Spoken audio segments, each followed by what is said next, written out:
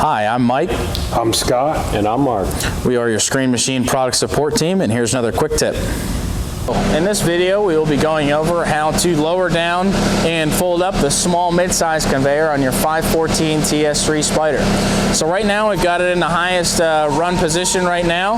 We're going to come over to our valve bank here, which we've got another video on explaining this if you need a further explanation on that. It's also a nice pictorial diagram here that if you forget anything, it shows you how to fold, unfold, and set the angles on this right there. A little quick cheat sheet for you. So what we're going to do, what we first need to do is loosen up these pins here.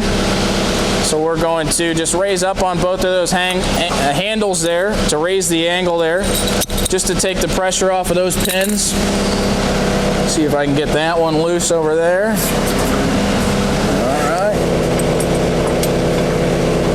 So got that pin out as well.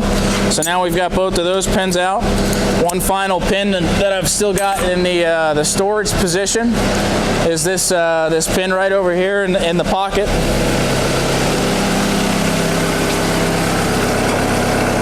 So we're going to need to remove that so that we can fold this conveyor up. So what we're going to be doing is we're going to be lowering the conveyor down and then swiveling it over towards the machine. So I'm going to take that out so we can get it into that pocket.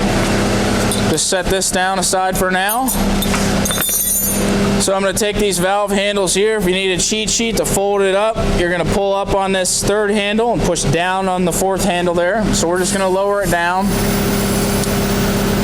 You can start folding it up from, you don't have to lower it down all the way. You can start folding it up from really any height that it's at. I like lowering it down a little bit.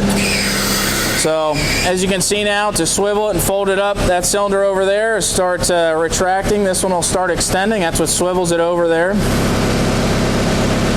Just try to keep an eye on that overs conveyor. You should clear it with no issues, but it's always a good idea to just keep an eye on it, make sure you're not going to hit anything coming into that pocket there.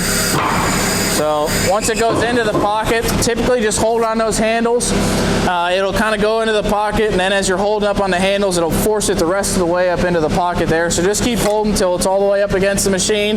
You'll kind of notice it's real straight. It's parallel with the machine body there, so we know that we're all the way in the pocket. So I'm going to take this big pin that I removed out of that transport locking pocket earlier, put this one in first.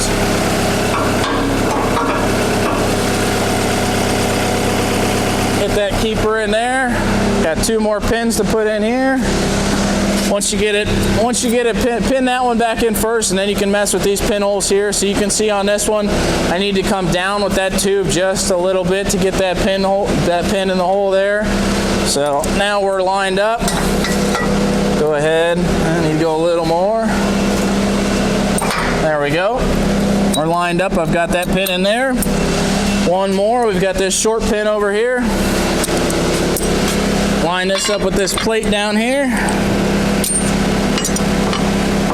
All right. Now I've got this pin in. Make sure to put your keepers in so that nothing falls out going down the road. You want these pins to stay in there just like that. So now we're all good there. I'll let the rest of the weight back down. Now we're pinned in there, pinned in there, pinned in there. This side of the machine's ready for transport.